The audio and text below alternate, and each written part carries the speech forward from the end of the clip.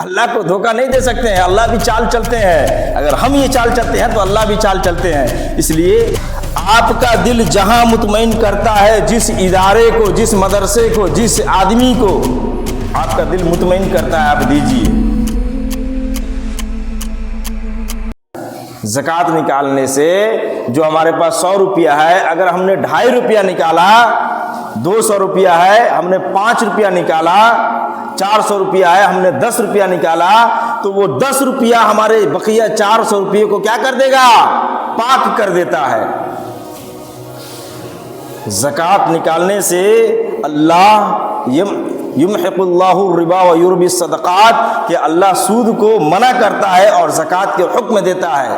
سمجھ گئے؟ سود سے مال کیا ہوتے ہیں؟ گھٹتے ہیں، نحوستیں آتی ہیں، اور اللہ زکوٰۃ کے ذریعے بظاہر لگتا ہے کہ مال ہمارا گھٹ رہا ہے۔ ارے بھائی 100 روپیہ ہے، 100 روپے میں سے 2.5 روپیہ اگر آپ کو کہے تو دیکھنے میں تو نظر آ رہا ہے کہ 2.5 روپیہ دے دیں گے تو کتنا بچے گا؟ 97.5 بچے گا، ہے نا؟ لیکن اللہ کیا کہتا ہے کہ نہیں، زکوٰۃ دینے سے مال کیا ہوتا ہے؟ بڑھتا ہے۔ اور میں آپ کو ایک تجربے کی بات بتاؤں، بہت بڑے عالم دین کی میں بات نقل کرتا ہوں کہ انہوں نے فرمایا کہ آج تک بہت بڑی ہستی ہے پیر ذوالفقار صاحب نقشبندی، آپ گوگل پہ جا کے سرچ کیجئے، پاکستان کے بہت بڑے عالم دین ہیں، اللہ نے ان سے دین کے بہت کام لیا ہے، اور وہ نہ جانے دنیا کے ہر خطے میں انہوں نے سفر کیا ہے۔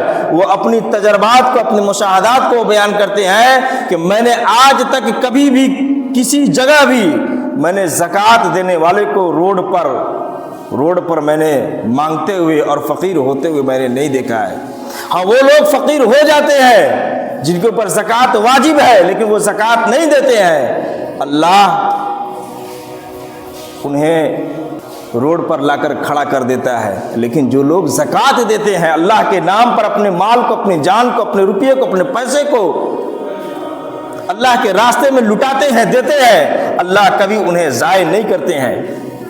اور جو لوگ زکوٰۃ نہیں دیتے ہیں، اللہ کے نام پر مستحق ہیں، ہم مستحق ہیں کہ ہم زکوٰۃ نکالیں، مال نکالیں، غریب غربا اور مساکین کے ضرورت مندوں کا، محتاجوں کا ہمارے مال میں، ہمارے روپیے پیسے میں، ہمارے کمائی میں ان کا حق ہے، اس کے باوجود بھی اگر ہم نہیں دیتے ہیں تو یاد رکھیے وَمَكَرُوا اللَّهِ وَاللَّهُ خَيْرُ الْمَاكِرِينَ، ایک چال ہم چلتے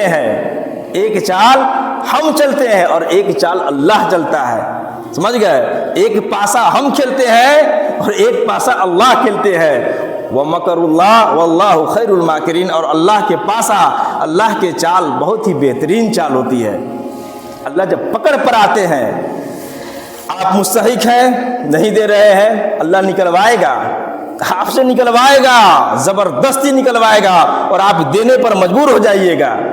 ایسی بیماری دے دے گا، آپ کو ایسی بیماری دے دے گا، آپ کے اوپر زکوٰۃ نکالنا 2000، مثال کے طور پر 2000 آپ کے اوپر کیا تھا؟ واجب تھا، ضروری تھا، آپ نے 2000 نہیں نکالا، سوچا کہ کیا ہو جائے گا، کچھ بات نہیں، کوئی دیکھ تھوڑے رہا ہے۔ اللہ آپ کو ایسی بیماری دے گا کہ 2000 کی جگہ آپ کو 2 لاکھ کے آپ کیا بن جائیں گے، 10,000 20,000 2 لاکھ کے بھی قریب آپ یہ ہو سکتے ہیں، مستحق ہو سکتے ہیں، ایسی بیماری دے دے گا، کیس میں پھنسا دے گا۔ سمجھ گئے؟ کچھ ایسا کام کے اندر آپ کو الجھا دے گا کہ اتنا پیسہ لگے گا جتنا یہاں پر، اس سے کئی گنا زیادہ وہاں پر پیسہ کیا ہو جائے گا؟ خرچ ہو جائے گا، بیماری کے اندر، پریشانی کے اندر، مصیبت کے اندر، تکلیف کے اندر۔ اس لیے وَمَكَرُوا اللَّهِ وَاللَّهُ خَيْرُ الْمَاكِرِينَ، ہم اللہ سے چال نہیں چل سکتے ہیں، اللہ کو دھوکہ نہیں دے سکتے ہیں، اللہ بھی چال چلتے ہیں، اگر ہم یہ چال چلتے ہیں تو اللہ بھی چال چلتے ہیں۔